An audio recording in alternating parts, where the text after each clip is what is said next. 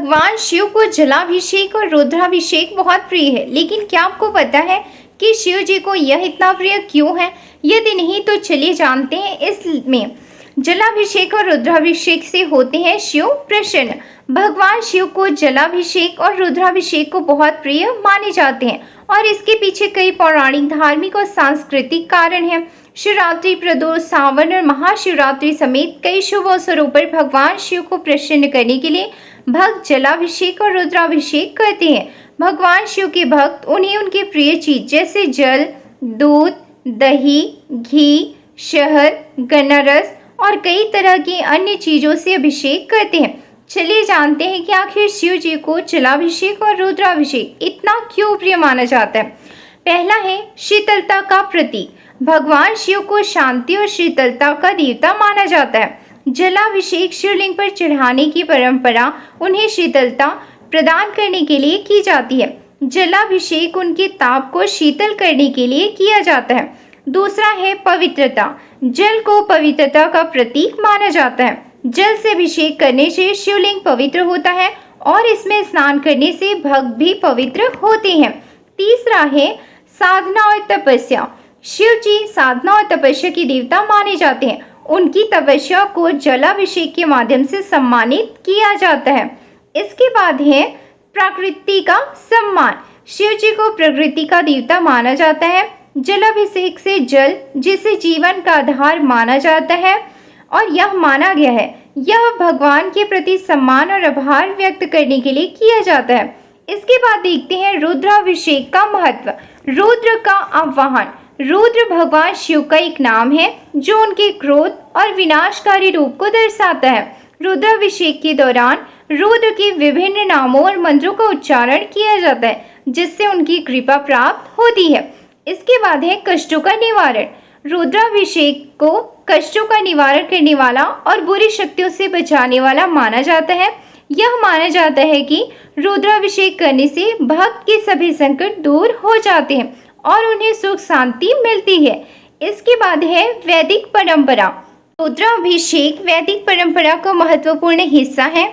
इसमें वेदों और उपनिषदों के मंत्रों का उच्चारण होता है, जिससे धार्मिक और आध्यात्मिक ऊर्जा प्राप्त होती है। इसके बाद है आध्यात्मिक उन्नति। रुद्राभिषेक करने से आत्मा को शुद्धि मिलती है और आध्यात्मिक उन्नति होती है। इससे मन, शरीर और आत्मा में शांति और संतुलन प्राप्त होता है।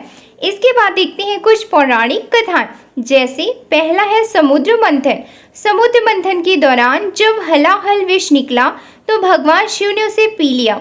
उनकी तपस्या को शीतल करने के लिए देवताओं और भक्तों ने उन पर जल चढ़ाए। यह जलाभिषेक की परंपरा का मूल कारण माना जाता है। इसके बाद दूसरा पौराणिक कथा है गंगा का आगमन। भगवान शिव ने अपनी जटाओं में गंगा को धारण किया ताकि उसका प्रचंड वेग शांत हो सके और धरती पर आने पर सभी को शीतलता और पवित्रता प्राप्त हो सके। भोलेनाथ को प्रिय है सावन का महीना। चलिए जानते हैं शिव पूजा से संबंधित कुछ विशिष्ट जानकारी। सबसे पहला है मनुष्य को सदैव उत्तर की ओर मुँह करके शिव की पूजा करनी चाहिए।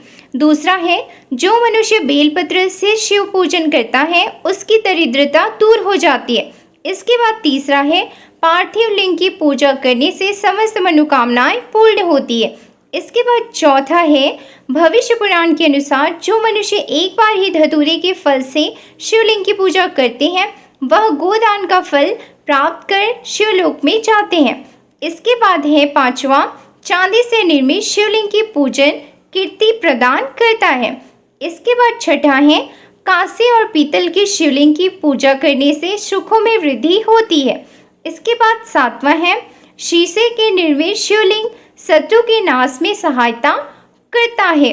हे गाइस, आपकी जानकारी में होगा ही कि शिव जी को 12 महीना में सबसे जो प्रिय महीना है वो है सावन का महीना, जिसमें शिव जी को प्रसन्न करना बहुत ही आसान होता है।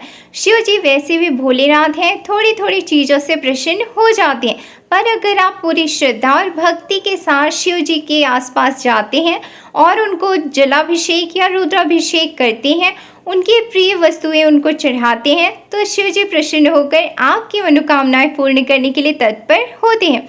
हे गाइस, तो भोलेनाथ जी को है सावन का महीना अति प्रिय। सारे जो महीने होते हैं उसमें सावन का महीना जो है वो शिव जी का अति प्रिय महीना है। तो आप भी अपनी मनोकामनाएं पूर्ण कर सकते हैं पूरी श्रद्धा और भक्ति के साथ। हे गाइस, अगर वीडियो अच्छा लगे तो लाइक करना मत भूलिएगा और ऐसे इंटरेस्टिंग वीडियो के लिए like, subscribe and share. Thank you.